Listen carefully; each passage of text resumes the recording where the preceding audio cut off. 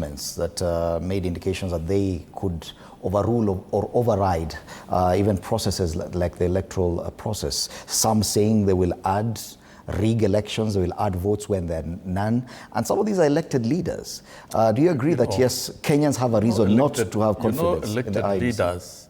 Elected leaders have no role to play in electoral process whatsoever, because they're beneficiaries of the process.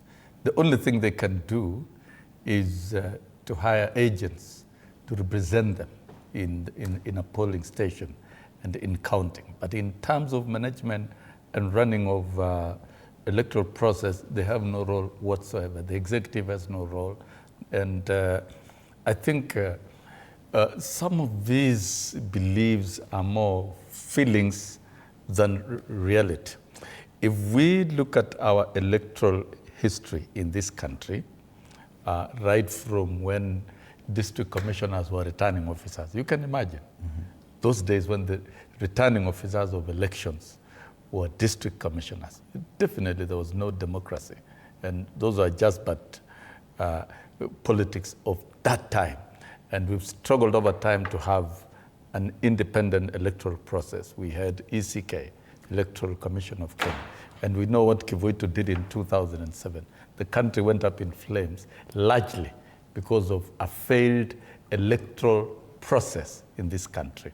And in writing the 2010 Constitution, parallel to that, we also designed an architecture of electoral process in this country, flowing from Kriegler's report. And I think the first test case of IEBC was 2013 and repeated in 2017 and 2022. And in all these, a legal recourse was provided for electoral petitions.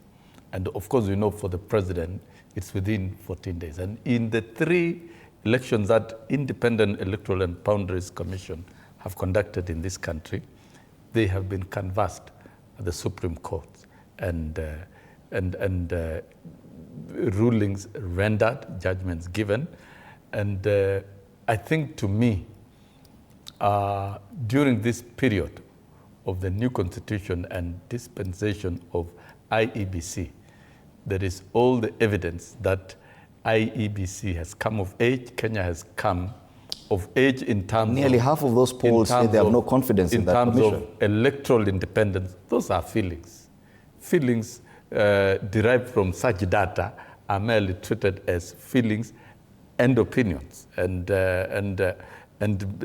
they may not be absolutely extremely scientific, but it gives us the general feeling and mood and perception. My brother here has pointed out. Do you believe that perception matters? Perception. Do you believe that perception Those are matters? perceptions. Do you believe that perception matters? No, I don't believe. I think as someone who has seen how electoral institutions worked and having been an agent in a presidential election and where we saw the processes being executed and prosecuted, I can tell you, Kenya is one country that is a cut above the age in terms of delivering believable, true, verifiable electoral process. I think it is time Kenyans believed in the institution, and the by-elections of 27th November.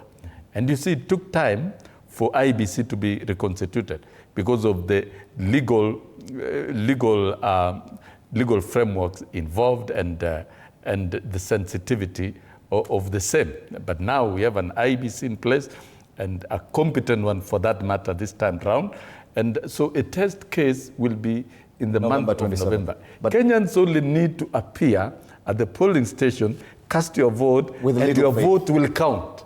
As long as your vote counts, and that's the question. Then IEBC will have done its job. The belief that my vote will count, because if the perception is that, and this is from almost half of Kenyans, that they have no trust in the IEBC, it means that almost half of Kenyans are not certain that their vote will count once they cast their ballot. And this probably stems from some of the statements and sentiments shared by very senior government officials, including the Prime Cabinet Secretary, who's come out and said that in Africa, no president goes for only one term.